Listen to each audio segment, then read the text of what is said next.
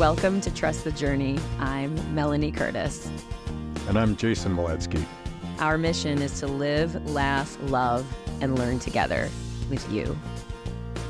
We're here to create conscious connections to grow and contribute to our practice of openness, honesty, vulnerability, humility, and trust. Trusting the entire journey. Across the internet family, our handle is trustthejourney.today. It's our website, it's our Instagram. Please follow us on all the channels. If you want a cost-free way to support the show, to support us, you can subscribe on YouTube. You can follow us on Spotify or Instagram. You can leave a 5-star review on Apple Podcasts if you think we deserve 5 stars. If not, don't worry. But we welcome all of those shares, all of those follows. It really does help us reach more people. So thank you for that. Yeah, and if you'd like to be part of the Trust the Journey family, which is a private Facebook group that we curate together as a family, which we hold emotionally safe space for everybody there to be able to share vulnerably into and feel like we truly have a family we can trust and love and support us, you can donate on Patreon. Any donation on Patreon will get you into the Trust the Journey family.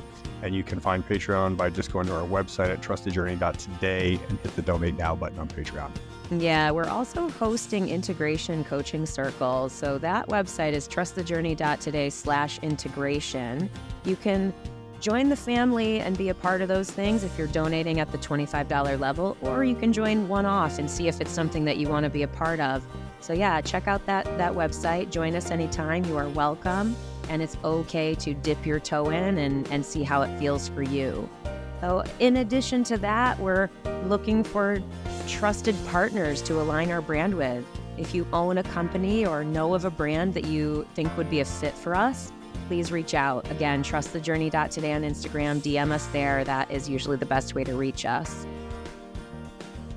Yeah, and in today's episode, we are talking about the recent Psychedelic Sciences conference. Psychedelic Science 2023 just happened in Denver a couple weeks ago, and both Melanie and I attended along with 12,000 other people from around the world. And let me just say, I was impressed with the attendees that were there, the quality of the people, the energy of the event. Wow. Yeah.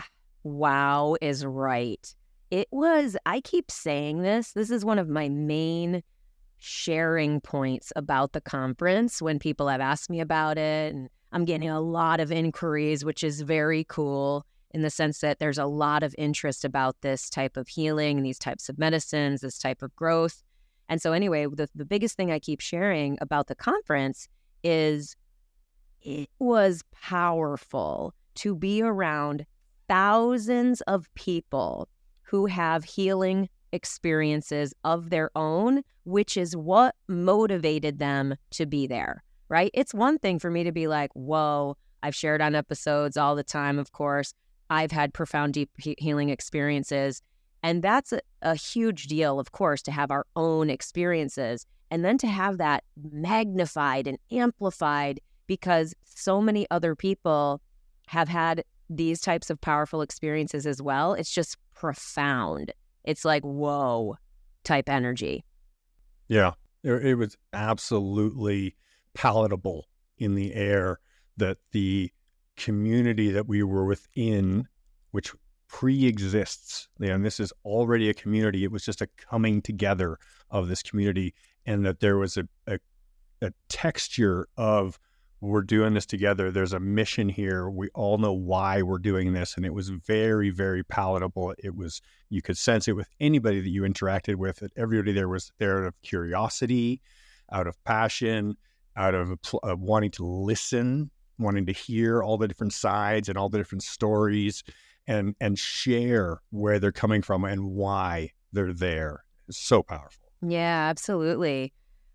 I definitely went to listen and learn and connect for sure. I went for sure to expand my own knowledge, to expand our network, to see where I could be in higher service, to see where, just what organic, honest opportunities might arise from our coming together in this type of way. Beautiful. absolutely beautiful. And I learned a lot. I mean, one of the most powerful experiences I had when I was there was going to the veterans and first responders dinner and hearing the absolutely profound and beautiful healing stories from those people. Like, I'm talking people who had a gun in their mouth ready to kill themselves. And somehow the universe said, not today. And they ended up on this path, and it has absolutely changed their lives, so much so that they have now founded foundations and this and that, like similar to Jay and me doing the podcast, right? I've said this a million times.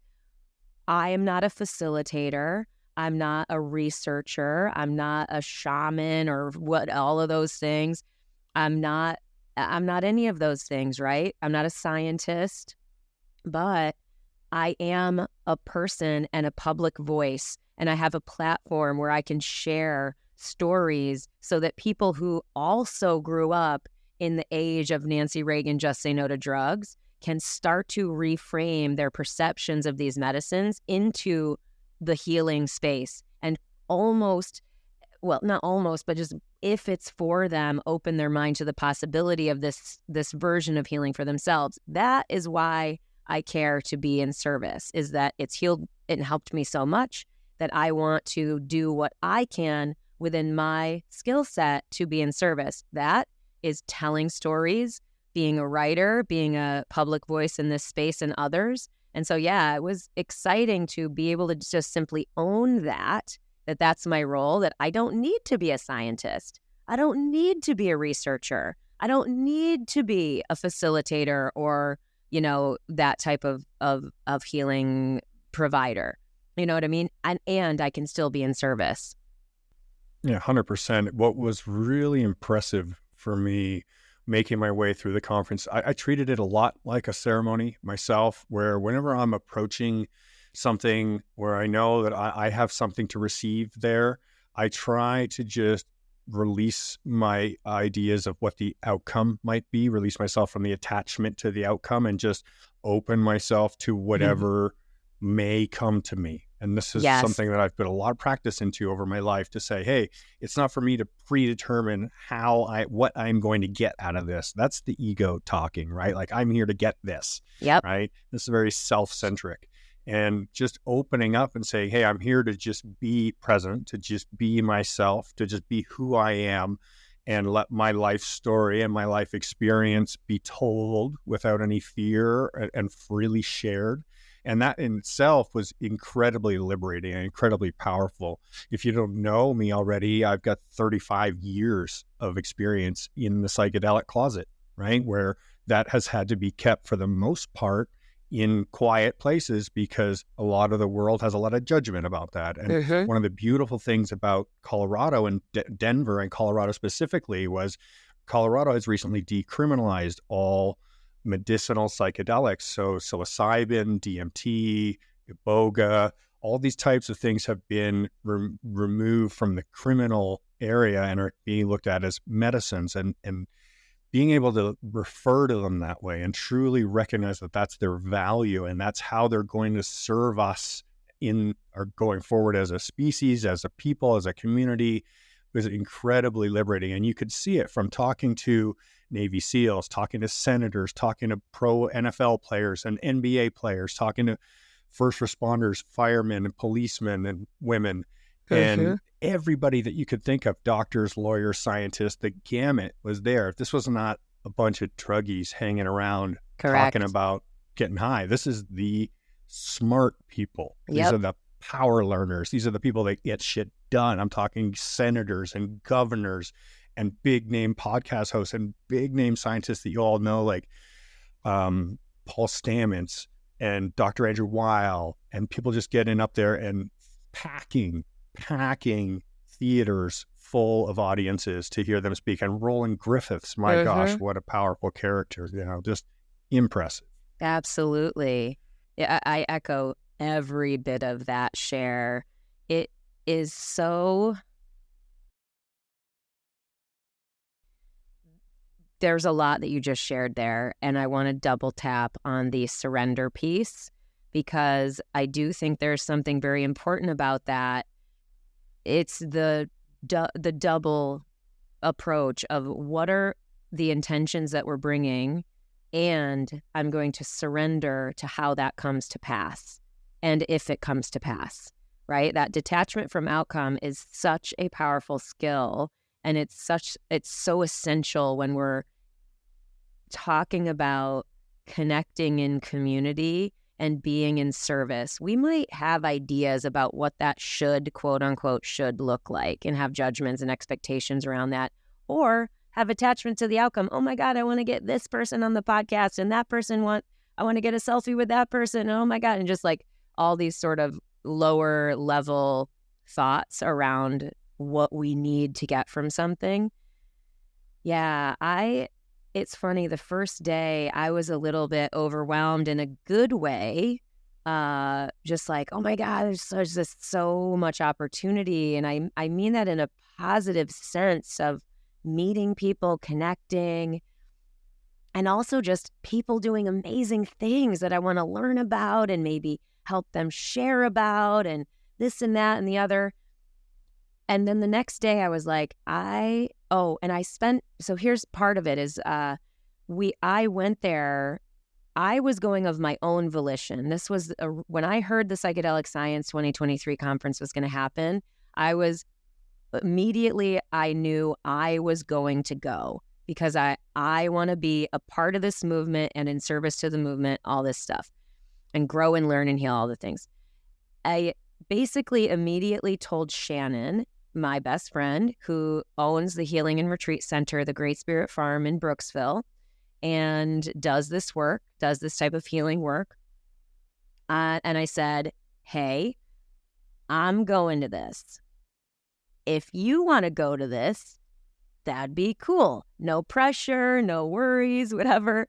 And very long story short, couple days later, she was like, okay, she decided she was going to go for sure. And her decision to go kind of snowballed into her and her husband, Travis, getting a booth for their retreat center and selling their ayahuasca microdose and their books and stuff like that. And there's lots of stuff. But the first day I spent quite a bit of time in the booth, and that didn't feel great to me. Not because I don't love everything that Shannon and Travis are doing. I'm on the board of their nonprofit. I completely support them in every way known to man. It's more that it felt transactional at first to me, even though that's not it. Like, Shannon and Travis crushed it. They informed so many people. They shared so much great information about what they were doing. So it's not that it was. It's just that it wasn't the right place for me, right? The right place for me was being surrendered and out into the flow of the community, connecting organically and naturally, telling my story or not telling my story, hearing someone's story or sharing mine, and really surrendering to that. Not like I have to give every person that comes up to the booth my business card and tell them about this and tell them about that, right? Like, so it just was the wrong energetic for me on the first day. So I made that decision very intentionally to go into my flow state for the remainder of the time. And that was absolutely the right decision for me, and how I could be in highest service to Great Spirit Farm and Shannon and Travis as well. Yeah. And you absolutely thrive in that space. As soon as it's just such an honor to watch you when you're in your flow, because I see it. You're like, oh, I'm going to sit next to somebody that I don't know so that I can spark up conversation. Yes. And you do it every single time. Like, let's move seats. Let's go over there. Let's do this. And I'm a bit opposite, right? Like, I tend to introvert. So I'm like, okay, I'll just follow you around and let you do that. Because as soon as there's a little bit of an opening, I'm good. I'll jump in and I'll get sharing and connecting and very comfortable. But breaking that little surface barrier, that surface tension, I totally am like, well, go for it, Mal. You got this. It's so easy for me. Hi. Yeah, and it really is easy for me because I love people, because I love them. And if an energy is like the person is closed and they don't want to talk, that's also totally fine. I don't take any of that rejection. I don't take it as rejection. I don't take it as a personal affront. I just like, okay, the universe doesn't want us to connect. Yeah, I want to mention something here because I am typically somebody who I mean, it's interesting. People will look at me from outside and think, "Wow, you're a very outspoken person, very extroverted person," but it's very calculated. It's very thought out and very, well composed. And when it's in the moment, depending on the environment, I'm going to have different levels of comfort, right? And at this event, I want to touch on this point is I felt very comfortable to just start talking to basically anybody, any stranger who was next to me or walking down the hall or happened to sit down at have a coffee table with somebody or whatever. I felt welcomed, and the conversational space was almost always there. When people were in the in-betweens or participating in something that you're both sharing in, it felt like a safe space. It felt ceremonial in that sense that everybody had this intention of like, yeah, we're welcoming each other here. We know why we're here. Let's connect. Absolutely. I had one experience, and you'd think you'd have more. And it's not that I feel like every single person that I connected with is divinely guided. So I caveat the next share with that, but there was this one experience where I really felt like I didn't make the decision that the universe divinely directed me to go and say hello to this person. And it was immediate. It wasn't like I thought about it. It was just like I was walking in a direction and then I turned and stopped and started talking to this one random person. His name is Bass, and he owns a healing and retreat center in Portugal. And it was very random. And we just started talking and kind of having some laughs around just how that happens. And we ended up having a lovely lunch with this other woman. They invited me to go to lunch, and I had really no plans at that point. It was one of those experiences where you can only have that kind of connection when you are surrendered, when you are trusting that your body, your energy, your intuition will lead you where you should go, quote unquote. So yeah, it's not even like anything major came from that lunch or came from that connection, other than a feeling of this person is good. This person is good. Like later on, I think I bumped into him when I was chatting with someone else, and it was like cool. And we like shared a lovely hug. And it was one of those hugs where you're like, that's a good hug, where you actually could like stop, kind of not be on for a second. You just like rest for even just like a 5-seconder. And it's like, that alone is a really healing thing. That doesn't usually happen in spaces that are not full of people like this. You know what I mean? It does sometimes in our types of communities, but it's much more of a regularity in the psychedelic healing community, where you really rest into a hug and let it heal you for even 5 seconds. Yeah. I want to step back a couple steps just to inform the audience a little bit for those who aren't really familiar with where this is all coming from. MAPS, MAPS, is the Multidisciplinary Association for Psychedelic Science. And that was founded by Rick Doblin over 35 years ago. And Rick has been the guy. He is the absolute hero for this movement. And he has been pushing for this same initiative for over 35 years and building a massive organization and bringing people together and doing this science and doing all the work to really get it into the correct channels for people to say, oh, okay, we're not just throwing this out there and going, yeah, that's a great idea, let's try it. No, it's all testing by the FDA. And in the next year, if you're not already informed, MDMA has already been through phase 3 clinical trials, and psilocybin is right behind it, and ketamine's already out in the public sphere as a treatment for depression. So what we're seeing is this massive movement of specifically MDMA, psilocybin, and ketamine for the treatment of depression and PTSD. And this is all largely the work of Rick Doblin's pure heart, pure initiative to bring this to society as a people. And he's been backed by tons of people. If you want to support MAPS, highly encourage it. Go to their website. There's all kinds of links there to make a donation and support them. I would love to see more people supporting MAPS, and specifically Rick. What a hero. And he's just the character. I just love his character, because if you look at him and you're like, who's this dude? You're like, you think he's a warrior for a cause? He's like a little short Jewish guy, you know? You'd never imagine him as like this, like just out there going for it. And he's just got the gumption and that kind of pure energy. So he's somebody easy to get behind. And so round of applause to Rick Doblin for all his work and that over the website years is in MAPS. making that event.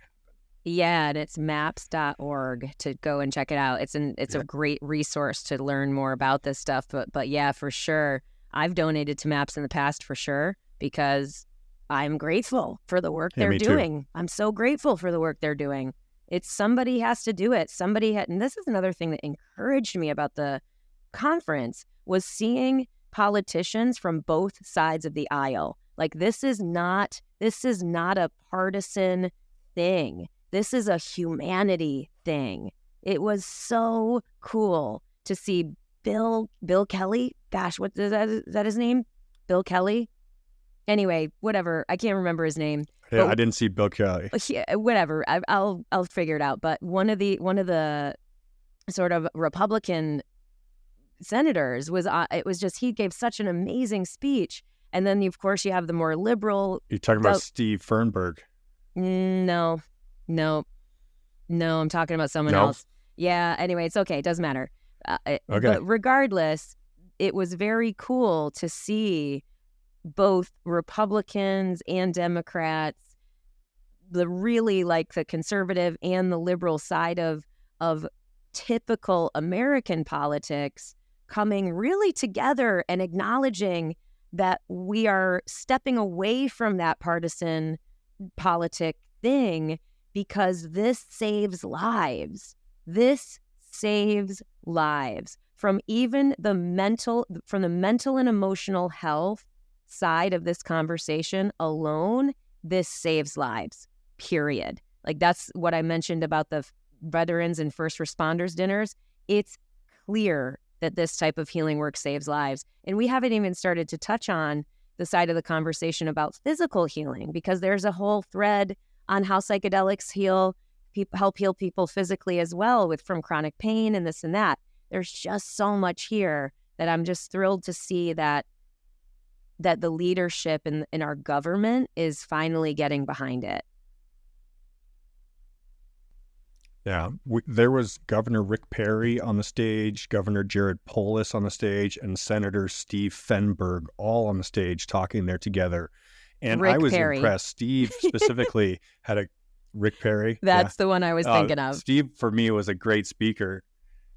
I loved how he said, in college, they called me Mushroom Steve. Now they call me Mr. President, And I thought that was such a powerful statement. He said, he's in the end of his term as senator, and he has a huge amount of respect in his office, and is loved and appreciated. And he is one of the people that's been an advocate for this change of policy in Colorado and helping to push those bills forward to allow this to happen. So I was impressed with the leadership. And so let me say something here. I am not easily led, okay? I am not somebody who's like, yeah, I'm just going to follow the leader. I tend to cut my own path, because I have been led astray and lied to by leaders, supposed leaders, over and over and over again. And so I don't jump on bandwagons and just follow somebody and be like, they're awesome. Whatever they say, I'm going with it. Bullshit. I don't do that. I go and do the research myself, and I figure out where my heart lies, and where my conscience feels about things, and I feel it in my body and my soul, and I figure it out myself. And if there's a great example out there, a role model, a hero, a leader, somebody that I can take a cue from, I'm absolutely going to do that, but I'm not going to hook my wagon to their cart and make somebody just an idol, like a false idol. But at this event, there were so many leaders, people that I would easily stand up, give a standing ovation, and clap as loud as I could, because they spoke from the bottom of their heart with clear statements about their beliefs and their direction and what they were doing. And it just empowered me. And I'm like, that is what leadership looks like. Absolutely. Oh, absolutely. Aaron Rodgers is one of the main people that really inspires me, not because he is so incredibly famous and accomplished, but because he has spent his life in one lane, you know? And so to see him, like us, being elite athletes in his sphere, right? He is one of the best football players in the world. We are some of the best skydivers in the world. And it was so wonderful to see a really elevated, truly powerful, honest example of a person using their platform to serve by standing up for what they believe in and saying, I am going to risk being seen for this belief, for this experience, for this sharing, because I want to serve. And I resonate so much with him because of that, because I feel like basically he's me, which sounds so kind of weird, and I don't mean it in a weird way. I just mean it in a like, thank you, Aaron, for your sharing. Like, I really, really appreciate him being a leader like that, because I really and truly feel like that's what we're doing here as well. Yeah, absolutely. Holding the loving mirror, Melanie. There's no difference between the relative scale, of a community. Within our community as skydivers, base jumpers, extreme sport athletes, we have the same qualifications as a lot of people that we saw. Aaron, one of the examples there, Aaron was MVP recently. And one of his stories there, he said, well, what are you going to do if I come out of the closet and say I've been doing ayahuasca? I've already been MVP as a result of the work that I've been doing on myself. So what are you going to do? Fire me for being the best that there is because I did the work to become the best that there is through using this? Like, what are you going to do? Right? I love it. I love it too. It's so true. And the notion, you mentioned this earlier, but I want to double tap on this as well. Coming out of the psychedelic closet is a thing, right? We did that 3 years ago after a year of conversation about should we or shouldn't we? Should we talk about this publicly or not? Like going through all the things. It's a thing. And so I think you're right that the conference was sort of like a ceremony for a lot of us, and a lot of people and I know we met people, we had some dinners with some people who were feeling that first initial liberation of like, oh my God, I'm in a place where I am allowed, and not even just allowed, but encouraged to talk about this thing I care about deeply, right? And so I love that there's going to be more and more of, I bet you $1 million we see more and more evidence of this out in the public sphere, where people are going to slowly be coming out of the psychedelic closet. Even people who are commenting on my posts that I put on LinkedIn, the quote professional social media platform. I am sharing, right, things about psychedelics on that platform. And the people that comment on those things, I get a lot of personal messages from people who are like, oh my goodness, I was just about to do my first ceremony. You hear so much stuff. So it's, again, slowly opening that door to make it possible and something that's accessible to the people who hear from us. Yeah. One of the talks that I went to was given by John Mackey. He's the co-founder of Whole Foods, if you may have ever heard of Whole Foods. Right? So John got on stage, and he's a little small guy with curly hair, and he's pretty lean. And he said, yeah, this is my big coming out. This is me coming out of the psychedelic closet, saying, before, and then he started to tell his story. He told his story about being in college and being with his partner and doing LSD together and coming up with the idea to start a grocery store based on organic, whole, healthy, natural foods, and then continuing to use LSD on a regular basis for the entire time that he was building that empire with consistent regularity, putting it in his schedule as part of his lifestyle in order to continue fulfilling that part of creativity and touching base with source and continuing to, and he said the inspiration for the founding of that company came from an shared LSD experience with his partner. And that's where Whole Foods comes from. And now that has continued to impact, he's built this like $500 billion organization. He's continued to now switch that to a new company based on love that is forging a path forward for how huge mega corporations can look in our culture as far as truly serving and caring about the people in their sphere. And I am excited. Yeah. Let me tell you what, that one that he's working on, I can't wait to see where it goes. Love Co., I think is what it's called. Love Co. Amazing. Amazing. Yeah. I mean, and that's the biggest thing. It's so funny. This is not from the conference, but this is sort of an offshoot. I'll share briefly. I spent the last week absolutely head down, super immersed, obsessively immersed in creating my latest speaker reel. And it is something that I've needed to create. And it's, of course, touching on world level results, right? World level results.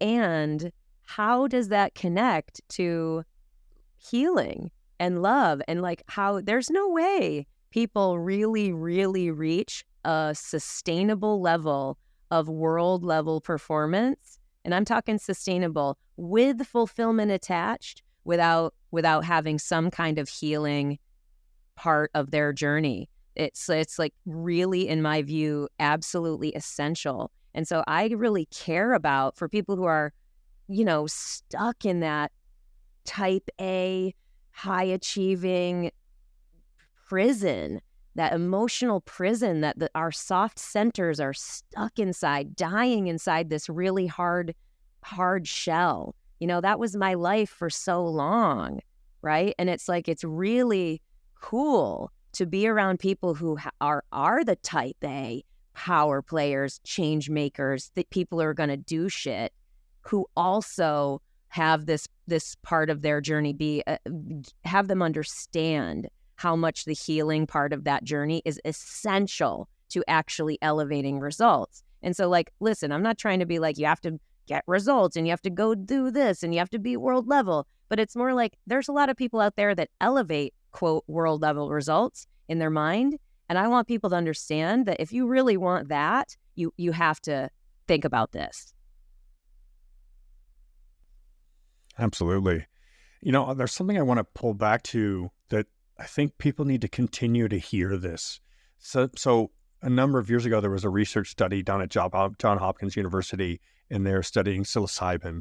And the results of this study in a therapeutic setting using psilocybin as a treatment for depression showed that upwards of 90 up to 95% of participants said that experience was one of the top 5 most impactful, if not the most impactful experience of their entire life. Yep. Now, their entire life. That's a huge statement, right? To say, hey, this thing I did here in this study has affected me so much that is in the top 5 things that ever happened to me, maybe even the most important thing that has ever happened to me. Listen to that. The most important thing that has ever happened to me. And that, to me, just makes my heart like, boom, boom, boom, because I'm in that same boat. I would absolutely say that my experiences with psychedelics, psilocybin, ayahuasca, DMT have been the most impactful experiences in my entire life for helping me to reframe the experience that I was living in into something that I truly live in. Mm-hmm. I agree. Oh, I love it. I feel like those, it's so reframing. I wanted to say that because there's people out there listening to this and they're sitting there on the fence and they're going, I'm curious to what Mel and Jay are talking about, but yeah, whatever. Don't listen to me. Don't listen to me. Go do your research. Check out all these universities, all these organizations out there that are doing this work and putting forward hard data that says, and trust the data. Don't trust individual opinion. Everybody has a firsthand opinion. I can sit here and preach from my soapbox and I could be really convincing because I'm charismatic. But so what? Go look at the numbers and see what the total statistics say about things, right? And that's where the real power lies, is going, wow, this really proves itself to be. Yeah, absolutely. No question about it. And that's the thing. Like I said this in my solo episode when I was talking about why I'm a public voice for these medicines, this healing work, is that I absolutely, without question, absolutely, undeniably, if I continued the direction I was going in, I would undeniably have ended up as someone with crippling depression and anxiety. No doubt about it in my mind at all. No, zero doubt. The reason I say that, and I can't predict the future, but the reason I say it is because if you are not getting to the root of things, then you have basically what happens is you have a lifetime of experiences that you think they're going to work and they don't. And so it's like, I thought this was going to make me happy. I thought this was going to make me happy. Right? Right. I thought this was going to make me happy. I thought this. And so when even I can be as positive as they fucking come, right? And eventually, if I have enough experiences, because look at my life, I've done a lot. I've got a lot of cool experiences, right? I thought this was going to make me happy. I thought this was going to make me happy, right? And at some point, that's going to be too heavy to bear. Why can't I figure out, why can't I figure this out, right? And so for me, psychedelic medicines, deep healing work has been the major component in support of the other healing modalities I've participated in, but it is a critical component. I think absolutely the most important one at this point in my life to help me get to where I couldn't get otherwise. Because I tried. I was trying, I was open. I was open. I was doing all the things, all the therapy, all the things, all the growth work, all the retreats, all the meditation, all the not drinking, all the this, all of that, all of it, right? All the deep relationships, being honest, like so many things. So yeah, please jump in.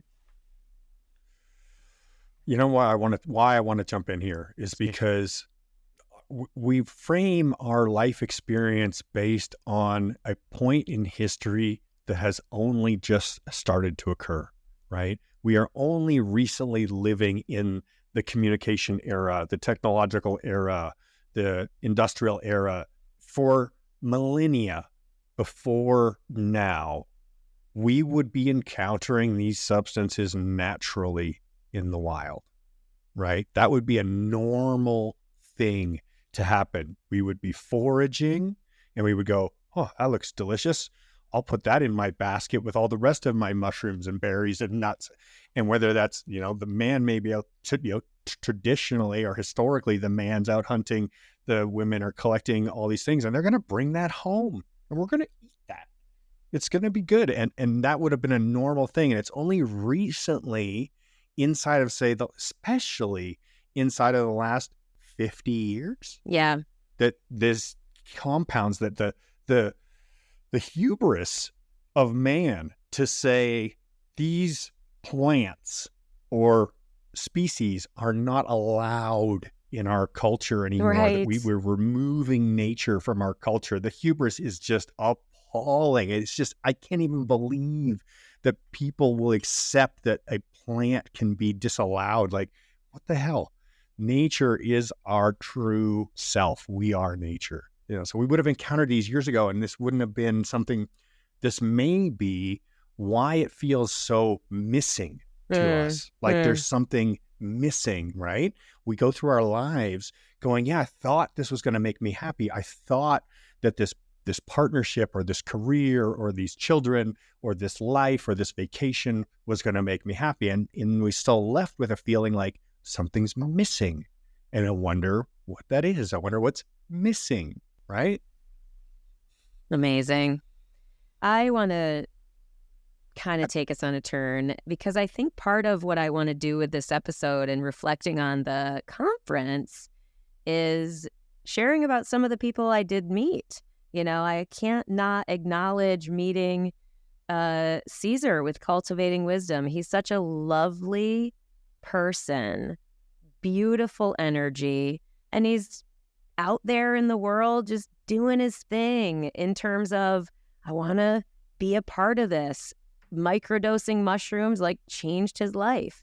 You know what I mean? He has a story too, and it's not even he doesn't have the same stories as us doing like deep healing ceremonies, tons of ayahuasca experience. He has like an experience really working with mushrooms, microdosing, and having that have such a profound impact on his life that he like shifted his entire business and professional life to be in this space. But what's best about Caesar is that he is so clearly a radiant, bright, beautiful, loving energy. Like you just love the guy from the first moment that you connect with him. So I want to make sure to shout him out because he deserves it. And the other people I want to shout out are the people at Psychedelics Today. So Psychedelics Today is another podcast that I listen to regularly. They've been in service to this space for a long time. A lot of really good information there. You can learn a lot listening to their show as well. But Joe Moore, he is the founder. He's a great dude. Really grateful for him and in my psychedelic path. I think he's just such a good person to know, and I recommend his stuff. I went to the Psychedelics Today morning show while I was at the conference, which AKA basically just a live recording of the podcast where you could sit in the audience and say hi to people before and after and stuff. It was cool. One of the people on the stage was this woman called, her name is Dr. Julie Holland, and she talked about, it's hilarious first and foremost, but she talked about musical couples therapy of all things. She's like, my docket for psychedelic therapy with couples is full. Don't call me, but try this musical couples therapy. It's totally random. But the last people I want to shout out from the Psychedelics Today morning show are Bob Wold of Cluster Busters and Court Wing from Remap. The reason I bring them up, I briefly mentioned this earlier, is that they have so much experience working with people who have chronic pain, physical pain, and seeing results of how psychedelics have helped people with physical pain. Obviously, I am so much more in the mental, emotional healing realm. That is my place in this conversation because that's where I have a lot of experience as a life coach. That's what I'm healing myself personally. I don't have physical pain. Knock on wood, that stays the true. But a lot of people do. And there's a ton of stories out there and a ton of evidence also supporting how psychedelics and this deeper healing work with these medicines can help heal that. So I just wanted to shout those people out because I want to make sure our audience knows that they exist. And if they want to check them out for further learning, they can. I want to speak to your point about physical pain there for a second, because I do and have lived, and I'm specifically using the past tense there because I used psilocybin ceremonies with regularity, structured regularity. I'd go on a kind of regular schedule every 6 months to a year. And one of the things that happened in my psychedelic ceremony with psilocybin was the relief of chronic pain that I'd been living with for a decade. Amazing. And I did not go there with the intention like to address the chronic pain. I had already been to surgeons. I had already had surgery. I'd already been to chiropractors. I'd already been to therapists. I've already done tons of work, done tons of money, been cut open, like really done a lot of everything that I could think of to relieve the chronic pain, and a psilocybin ceremony relieved it in an instant. And I remember sharing that with my facilitator and saying, I can't believe this. I went inside and I found the spot where the pain was, and I found the source, and I let it go.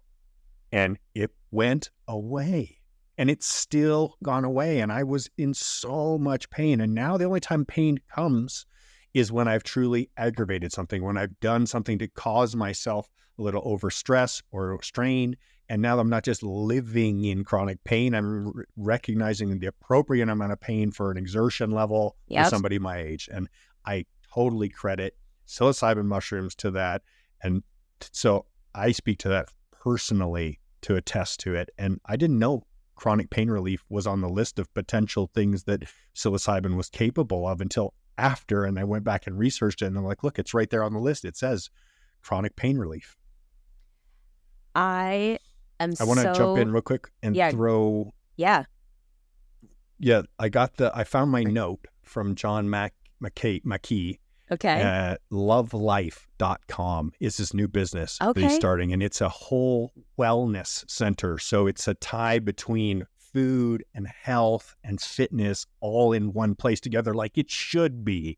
So I'm a huge fan of this idea, and I will be taking part of participating in this movement to put physical, mental health together with nutrition and exercise all in one place. I love it. Lovelife.com. Well, and speaking of the part of the conference, of course, I mean, well, maybe, I don't know if you guys think this is obvious or not, but I think it's obvious. Of course, we came out of the conference with new guests for our show and really wanting to share our platform with people who have stories to tell, right? You guys have heard a lot from us. You have heard our stories. And it's like, we are happy to keep telling them. We like talking, clearly, but it's going to be great to hear and share some of these new people. A couple of the people coming up very soon, Anna Simons. I'm excited about her. She was on the sort of pro athlete panel that I went to as well. She's a professional Premier League rugby player, and is the head of is executive director of the Etheridge Foundation. So Melissa Etheridge's foundation, and how they're working to get psychedelic healing education to more people. So anyway, we'll hear a lot from her. But Beth Bell, she's another one coming up. I'm very excited about her stuff. And I want to definitely have the guys on with, the physical pain, Bob Wold and Court Wing. I really want to have them on. And Jay, I definitely want to make it that you're around, that we're doing sort of a group conversation for that one, because I think it's going to be a great thing to share more about the physical side of the house in more detail with more stories.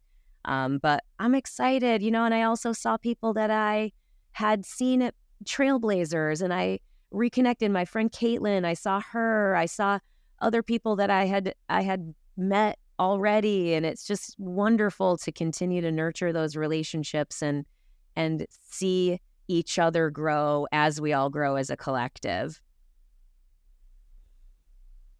Yeah, I was really happy to run into so many friends from so many different lines of work, a number of doctors and nurses, a number of people that I've met in ceremony, a lot of community from the Fit for Service community. So shout out to my Fit for Service peeps out there. We had a great showing, and everybody stayed really tight and really connected and expanded the group and brought others in. So that was great as well. And, other skydivers, other base jumpers, people that I've seen. I ran into one of my friends from he's now part of the No Fallen Heroes, which is a movement to again, bring healing to veterans. And his name is Ray, and we went to the Arctic together back in 2010 and did some base jumping up there in Baffin Island. So it was great to just cross all these bridges and see how community is really just synergizing. I want to touch on a couple names that were big for me. It's awesome to meet people that have had a lot of impact in our life. And I was walking through the main corridors and I looked ahead and I'm like, pretty sure that's Paul Stamets right in front of me right there. I can recognize him. I've been following Paul's work for over 20 years. I've got his entire library of books on my shelf, and I've been purchasing his products and studying all of his videos, listening to his TED Talks. I'm well versed. I can even have considered going to Oregon just to go and be part of what he's doing because I'm such a huge fan of the movement and the work. And I saw him in front of me and I stepped a little quicker. Yeah, I'll be honest. I stepped a little quicker so that I could end up alongside him, and I didn't interrupt. He was in conversation with one of his coworkers. And then there was a moment of pause as we were getting off the escalator. And I just said, "Hi, Paul. My name's Jason. I really wanted to say thank you for everything that you've done. I've been such a huge fan of your work for so long." And he says, "Thank you." And he received very authentically. And then he said, "See you in hyperspace." And I said, "All right, man, I'll see you around," and kept on walking. And I got about, 10 seconds up ahead and I heard, "Hey, Jason." And I turned around and he waved me back and he said, "Come on back over here." And I wandered back over and he goes, "Pretty much everybody who stops to say hi to me wants to take a selfie. And you didn't ask me for one. And that tells me a lot about you. And so I'm requesting a selfie with you. Will you take a selfie with me?" And I'm like, Oh. "Fuck yeah, I'd love to have a selfie with you, Paul." And I put my arm around him, we took a picture together.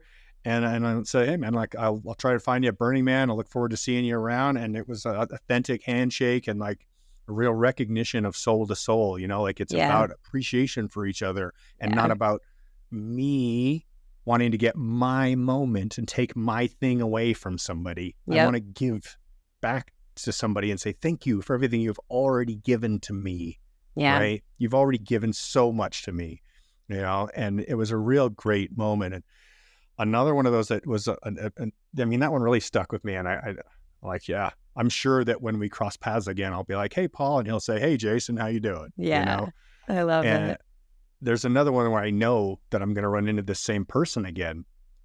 And that's Marian Goodall. And she's the CEO of Burning Man. If you've never heard of Burning Man, you're living under a rock, right? Burning Man is a massive movement towards opening our minds towards different ways of doing and different ways of being and different ways of society and living. And Marian Goodall recently took over the CEO position, and she had a great talk. I was really impressed with what she had to say on the big stage in her keynote. And I saw her in the convention hall, and I went up to talk to her and compliment her on this beautiful dress that she was wearing. Oh my gosh, she looks so gorgeous in it. And she, we really just took a moment to connect and talk and really share and get to know one another. It's so, what's this thing, I'm not a fan of like celebrity worship. I think that's Yeah. a really toxic trait, I is to agree. worship celebrities. Put But it people was on a really great pedestal. to connect with people. Yeah, not good. I thought it was awesome to connect eye to eye on level with people that I respect the work that they do, right? The work that they do makes a difference in the world, and it has an impact, and it has a value that is received by millions of people are receiving the value from the work. And that is the same value that I want to be creating as myself. And so I'm making the effort to go and connect with these people and say, "You're the kind of person that I respect, and this is the work that I want to do in my life." So super awesome to connect with Marian. And she came by the Great Spirit Farm booth with her team, and they all tried some of the ayahuasca tincture, and it was super awesome to Yes. connect there. Oh, I love it. I agree. I completely agree. It's funny. I didn't actually end up having moments with quote unquote famous people during the conference, but I wasn't trying to have those moments because I was in my surrendered approach. If that had happened and that was the right experience for me to have, other than sitting in an auditorium and watching them, I would have made an effort to have those experiences. But I was more similar to you, as sort of like, I don't really like to force that kind of thing. I want to be appreciative and meet them if it's the right time and place and all of that. But I love that you made some effort, because again, you've been in this work far longer than me, right? Your life is very much buttressed by this stuff. in a huge way. And so I love that for you. It's funny, the thing that I Oh, did, thanks. I met I met Wendy Tucker. She works with the Shulgin Foundation, and I enjoyed meeting her. She's also connected to the Synergistic Press. I think that's what it's called. Gosh, it's terrible. They were lovely in the Yes, sense that, correct. yeah, the Synergistic Press, super cool. Why I bring them up is because obviously I'm a writer. I've mentioned it before. I'm working on my next book, and I'm going to totally plug it right now because this is part of why we're here. If you want to follow my writing, go to melaniecurtis.com/healing. And I'm sharing more about psychedelic healing. And as I write my next book, which is connected to my healing journey with these medicines. So why I bring that up is that I met Wendy and the people at the bookstore, basically, because I was checking it out. I was there with my friend Jody, who I know through a different consulting community that I'm a member of. We just happen to have the overlap in the psychedelic space, which is super cool to have those types of things come about. But as I was hanging around in the bookstore, it was like I learned that they were willing to put your books up. So I had books back at the booth. Shannon learned, I basically brought some of my books up there, and they all sold. They all sold. I just Amazing. got to know them, and I got to share about my next writing project, which will take some time. It'll probably be a year in the making, but it's cool to feel connected around people who are supporting the version of creating that I'm doing, and having them go, yeah, reach out, let us know. Like, we'd love to support you and this and that. And just like talk about possibilities. Like, will they publish my book or not? I don't know. But like, it was really cool for them to be supportive during this time, for us to build a relationship, and for me to feel excited that much more about what I'm putting into the world and why. I'm so happy to hear that. I'm so proud of you, Melanie, just getting out there and being part of the community and sharing your story and engaging these. What's really neat there? The circles are so overlapping all the I time. And yes, I'm know. referencing the Flower of Life. Yes, I'm a huge sacred geometry fan. The Alexander Shulgin is a renowned chemist and scientist, commonly, affectionately referred to as Sasha Shulgin. And he passed away a while ago. And here's how the circles overlap. My first year at Burning Man back in 2007, we were in the same camp together. And I recognized him right away. And we were both stepping up onto a scissor lift together to just get this nice overview of where we were, and just happened to be standing next to him and his wonderful wife. And I was like, wow, the universe is just crazy. How in the world does this kid from Canada who fell into a weird skydiving career end up standing next to the chemist who synthesized MDMA and all these other amazing molecules that have just absolutely changed our culture and society? And I was like, hi, Sasha, I'm Jason. Nice to meet you, and he's like, hey, nice to meet you too, and I'm like, thank you. Thank you for changing my life. Yeah. Changing my life. Thank you. Yeah. So the circles are just amazing. Let's circle it up. Let's bring it back around, and let's close this circle. And a one of gratitude. I love you guys. I'm gonna hug you all. I feel so grateful for everybody who came out to the conference, and thanks for MAPS for putting it all together, and for every single person and company and organization who participated. There's so many more. We're gonna have so many people coming up on the show as a result. Very excited.